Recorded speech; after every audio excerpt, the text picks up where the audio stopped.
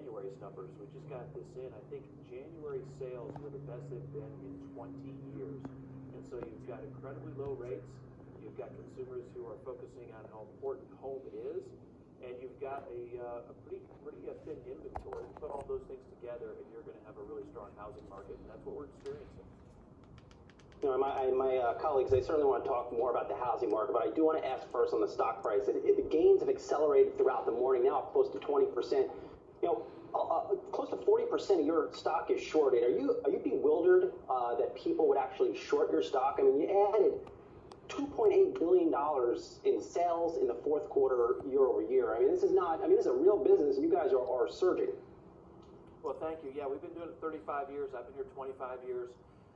And we are focused on building out an incredibly strong platform.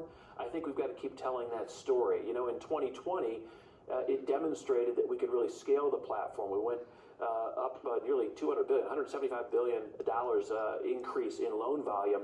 I think the second largest lender in the country, their entire loan volume was about the same size as our increase. So we proved the scale of our platform. The other thing that we're always proving is the efficiency of that platform. And so as we see interest rates tick up, this is really where we can shine because we're able to produce the highest quality product at some of the lowest cost, and that gives us the opportunity to invest in marketing, invest in relationships like the Morgan Stanley E-Trade relationship we announced yesterday. And so as others tend to pull back in more challenging markets, we lean in, we grow market share, and as you know, our platform isn't just mortgage. It's real estate, it's auto. We launched Rocket Labs, so we're developing other business lines, and so that lifetime value of the client that we're winning each and every day, we get to spread over all of those revenue generators, not just one. And so I think the shorts are starting to understand that, and I assume over time we'll see fewer and fewer people shorting the stock, but we're just going to keep doing what we do, which is focus on our platform, focus on our business, focus on great client experience, and I believe the rest will kind of take care of itself.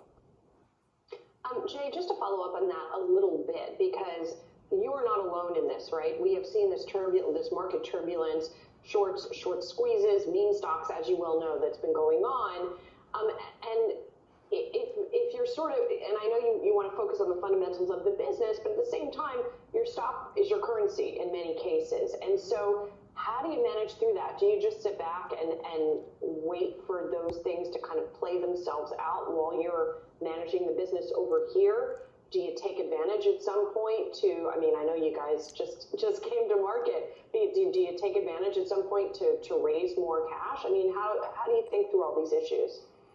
Yeah, great question. You know, we're always thinking about capital allocation in our business. It's incredibly important. We're very fortunate that we throw off a lot of cash. We made almost $11 billion last year, so that's nearly $1 billion a month. And so we have the cash to do a lot of the things that we would want to do. That gives us flexibility around the stock price. Remember, we sold about 5% of our business, so we own about 95% of it still, the kind of core partners of the business. And so we can be kind of long-term focused, and if we see that the best thing to do is to reward our shareholders with a dividend, that's what we'll do. If we think that the stock price presents an opportunity to buy some of it back, that's what we'll do. But we're not dependent on that stock price at any given moment to make an acquisition or invest in our business because of the cash that we're able to earn. And so it does give us the opportunity to sit back a little bit and not worry about the day-to-day trading of the stock. And Jay, just taking a look at the business, what are you seeing in terms of broad trends between mortgaging for refinances and for home purchases? Because as we've seen in the weekly mortgage application data, it looks like volume for both has been going down lately. And what are the trends that you're actually seeing at the company? Yeah, well, like we talked about right at the start of this segment here, home purchase we think is going to be incredibly strong this year. And so our relationship with the Realtor.com, our relationship with E-Trade, Charles Schwab, American Express, Intuit, TurboTax, and Mint, those are very important because it puts us in front of a consumer at the right moment in time. You're also going to see us probably increase our performance marketing spend. And so you're right, there is pressure as more capacity is put into the kind of mortgage operations, and then as margins shift and change, but that pressure provides an opportunity for us to invest and grow market share. And so we feel great about where purchase is at.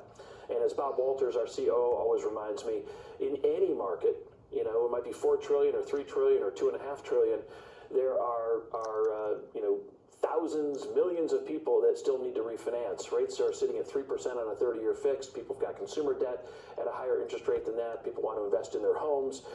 People have life changes, unfortunately, that create the need to move. And so our experience over 25 years is that although it makes it a bit more challenging, if you have all of these different avenues like we have, direct to consumer, the broker, those partnerships, we can lean in and we can grow market share as others kind of back away. So we view it as an opportunistic market for us.